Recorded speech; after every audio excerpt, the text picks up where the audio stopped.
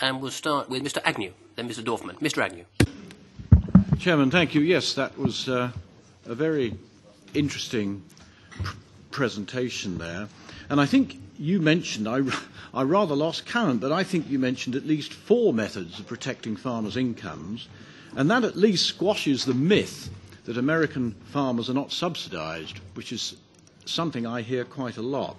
But can I ask you, just as an individual, and as an individual who obviously understands these things, do you personally favour any of these systems that you've described? Do you see one of them as something that stands out in terms of delivering to the farmers, of being reasonably easy to administer, of being relevant? You may have a personal opinion on that, and I'd be interested to know it. You mentioned what you call the land retirement programme. We would call that set-aside. I'm actually surprised to hear that that's happening in America at the moment. We've got wheat prices at about £200 a tonne. Surely you're not setting land aside or retiring land in America at the moment. Perhaps you could just clarify that.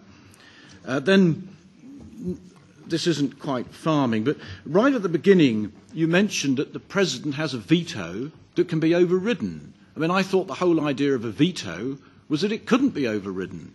So I wondered if you could just define what the word veto means in American. And finally, I'm interested to hear that the Republican Party described farming as a profession. If you're a professional individual, you perform a service and charge for it. Do the Republicans think that farmers are simply paid to till the land? We would call farming a trade or a business where you actually invest and take a risk. Perhaps that's a little bit light-hearted, I know, but I do hear it from time to time, and I like to correct it. Thank you, Chairman. President, thank you. I'll likewise be brief because a number of the questions I had have been dealt with already, not least by, and we should probably minute this, it's been a strange day all round. I'd like to praise Mr. Agnew for his question. I find myself possibly for the first time ever in complete agreement. I think he's hit the nail on the head. Now I look over to the European Commission to see if they want to say anything. If not, I'll give the floor to our guest, Jean-Christophe Bureau, who's going to reply. Jean-Christophe. Merci, Monsieur le Président. Thank you, Chairman. There were several questions on the level of support for farmers in the US and the myth that the US doesn't subsidise its farmers.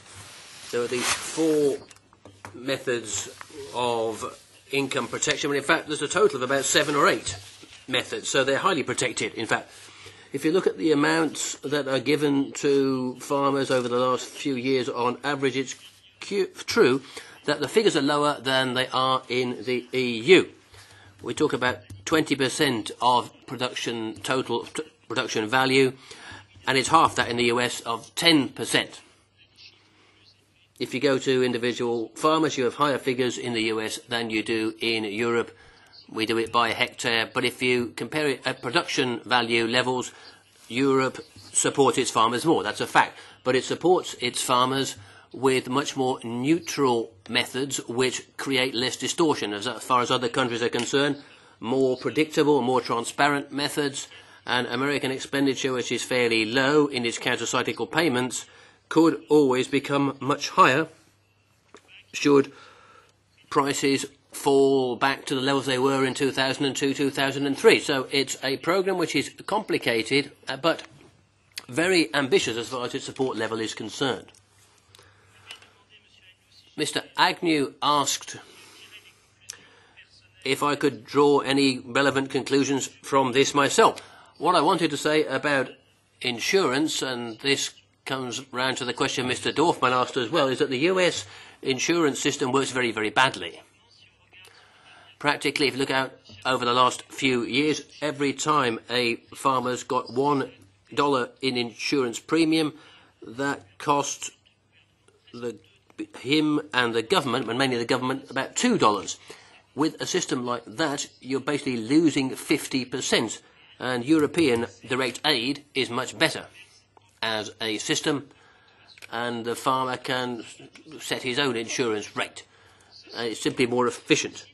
Though, having said that, it's quite possible, to envisage much better insurance systems in Europe. I think the Canadian system is better than the US system, for example. The American system is the result of high-powered lobbying by insurance industries who are making an awful lot of money, which has led to a good deal of inefficiency in the system. The state covers pretty much all the reinsurance costs, and that's very unusual. The insurance company is basically not risking anything at all under the US system. So we can do much better in Europe. I wasn't criticising insurance in general, I was merely commenting on the inefficiency of the American system. But also, with counter-cyclical aid, it could lead to budget variations which are very considerable from year to year. Honourable members will know better than me whether it's compatible with the European framework.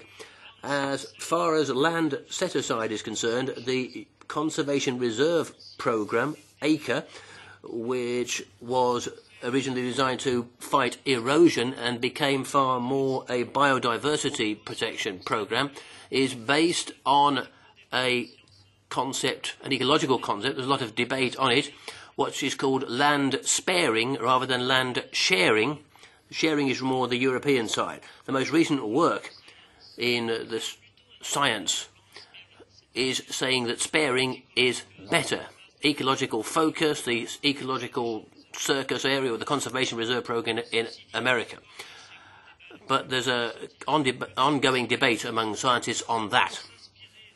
But we can say that the Americans are basing this on their conservation programs, which I have to say are working pretty well. Mr. Agnew, and then Savannah.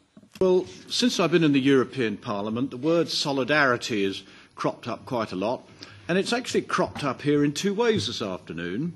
There's a solidarity between the UK MEPs.